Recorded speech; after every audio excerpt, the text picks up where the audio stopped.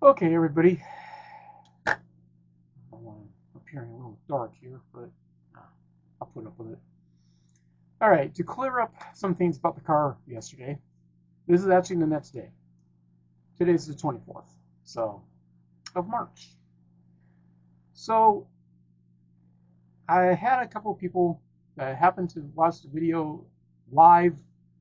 Oh, Mark Vaughn, I'm going to have to say your name, showed it on his stream yesterday. So I'm going to show him this video.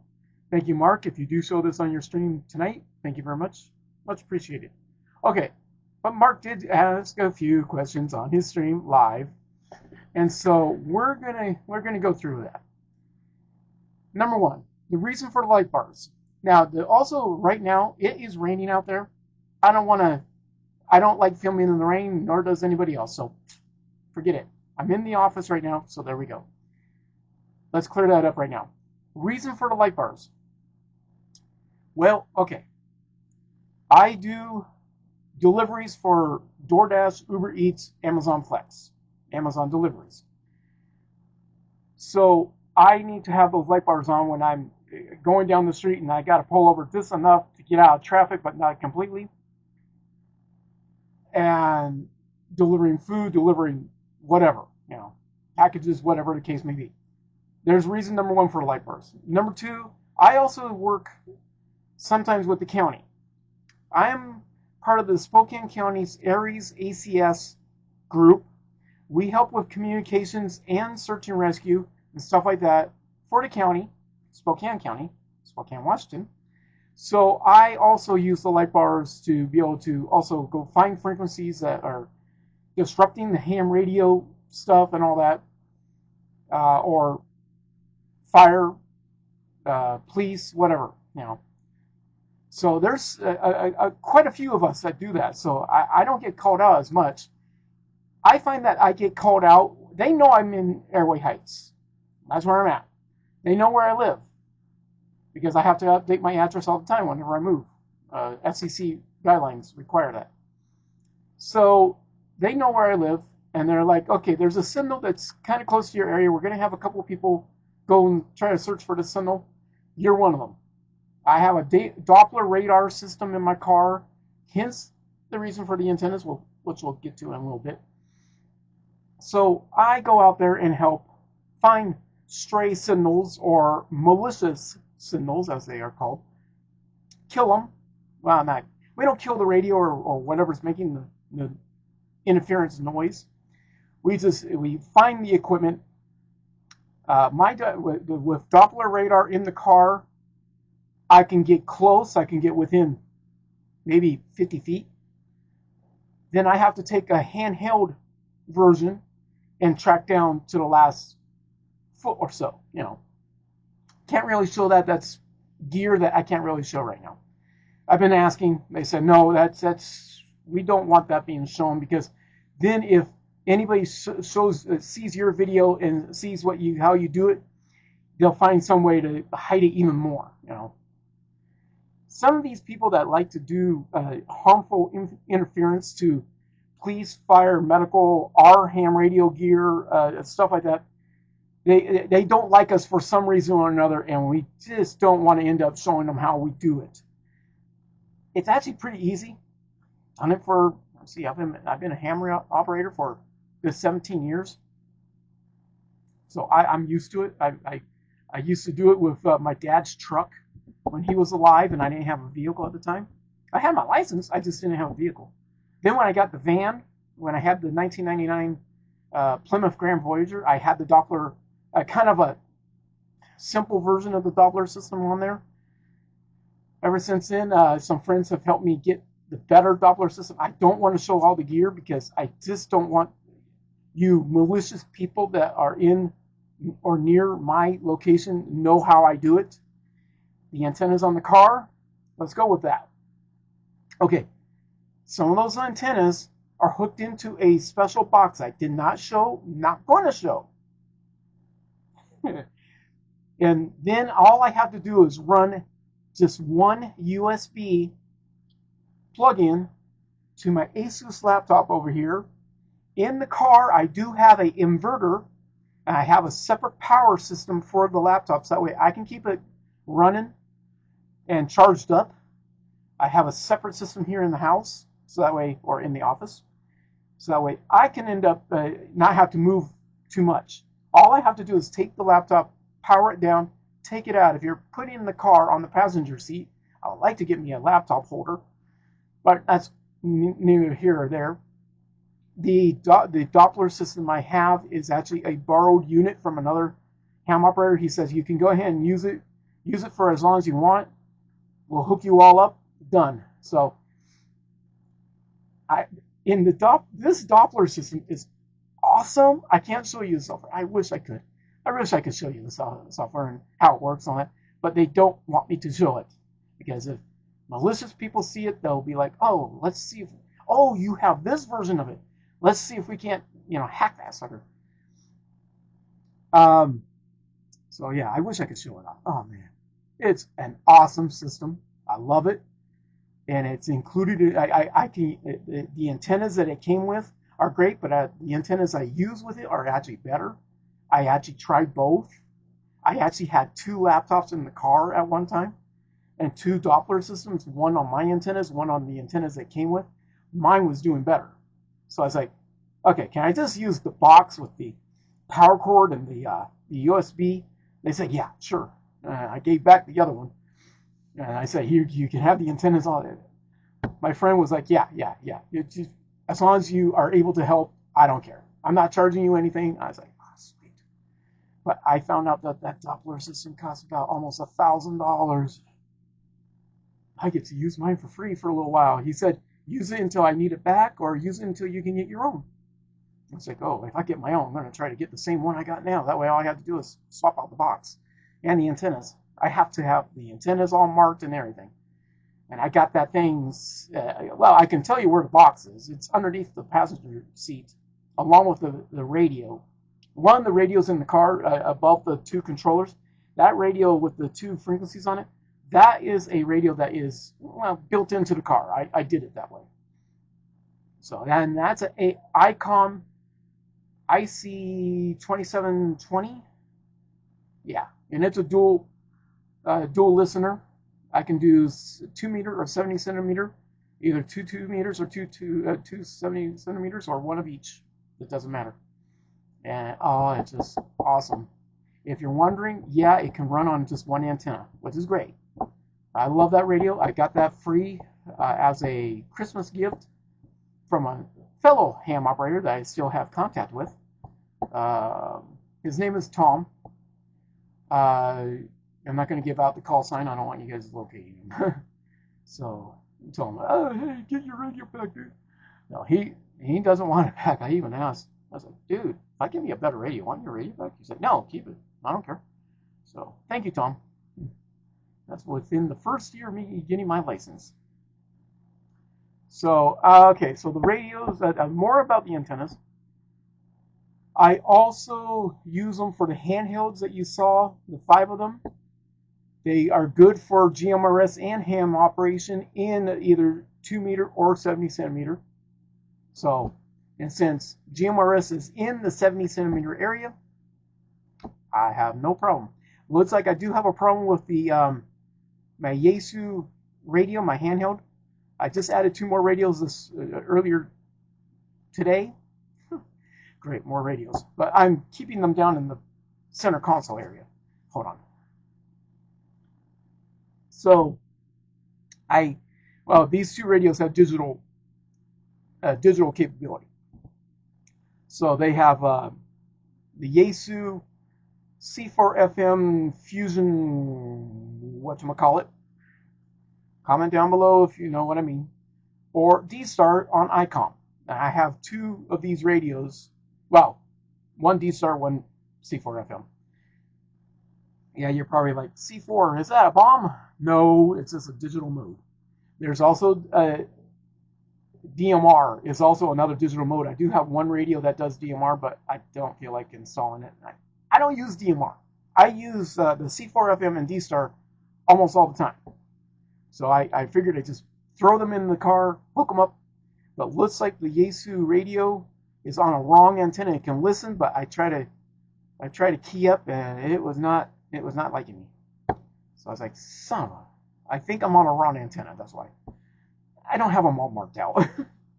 There's only 4 antennas I know of in that I don't use. That little black stubby one, the tall one, those are 2 CV antennas, and the 2 very back ones, those are just listeners. Actually, I was going to show you guys this. Next month, I'm going to get adapters to go to BNC. These are 2 handheld scanners, and I love these things.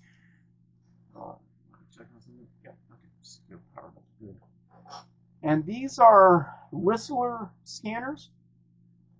This one's a 400 channel, and this one's 200.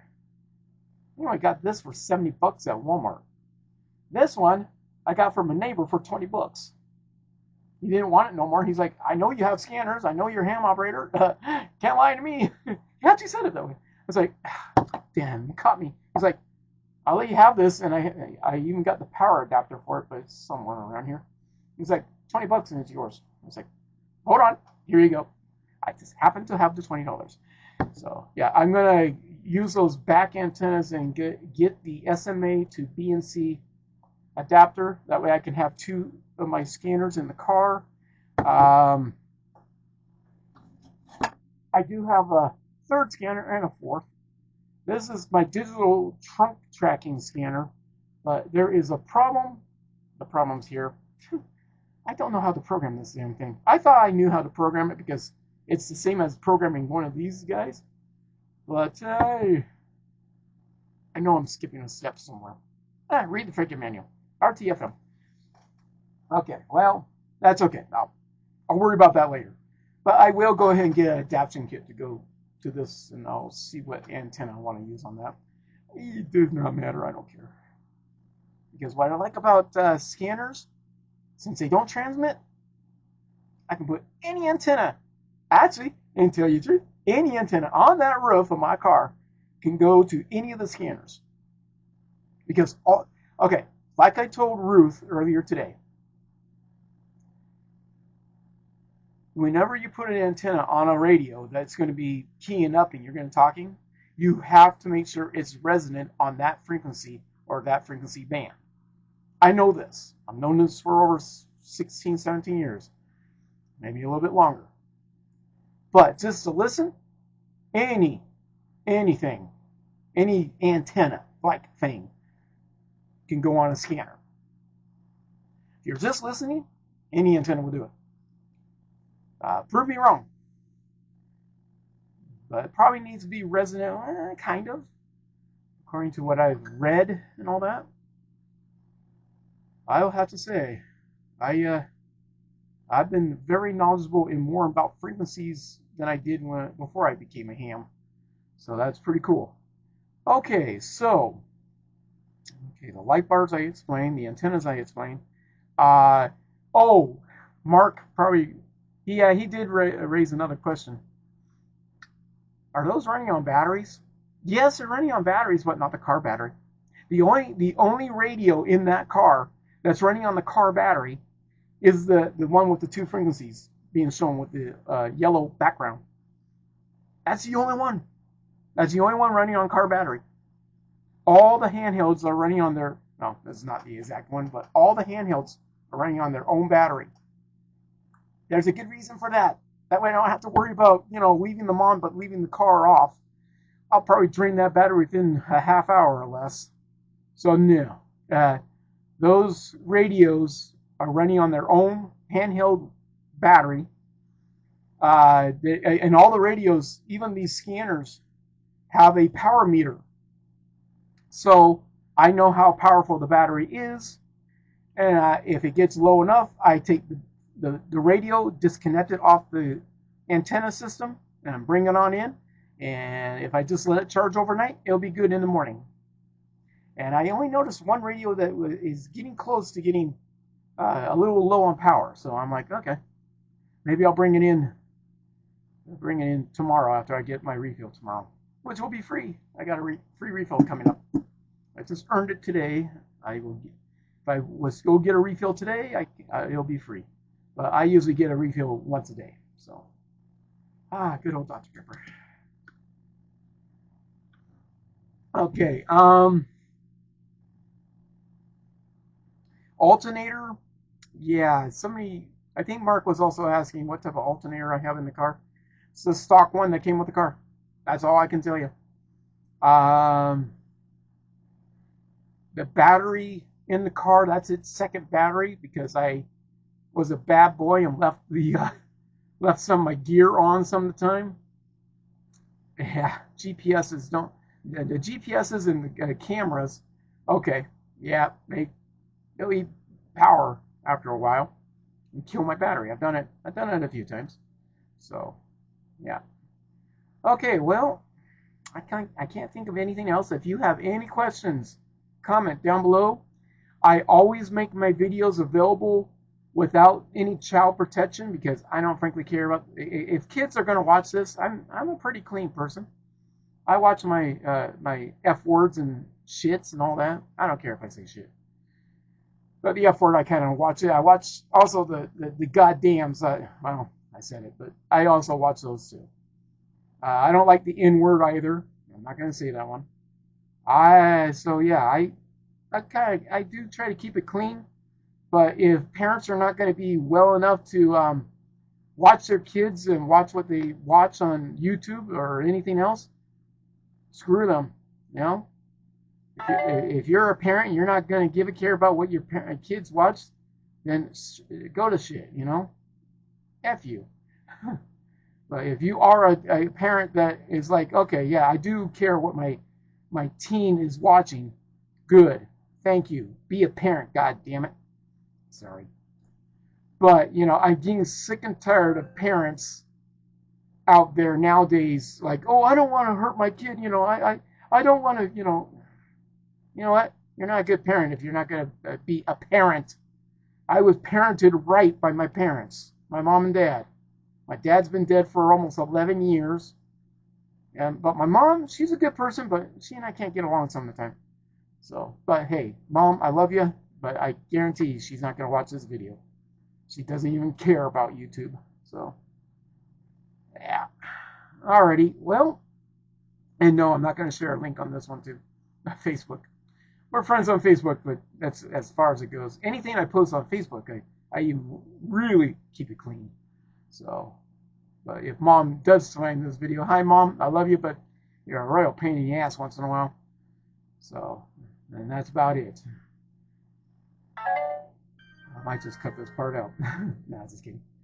Anyways, oh, by the way, from now on, if I go live on my channel on Vaughn.live, I will make a note first that this is a live stream and has been copied and put on here on Facebook. That way I can save some hassle. Mark noticed my first video that was 56 minutes long and come to find out, oh, that was a live stream and you copied it, put it on your YouTube. Okay.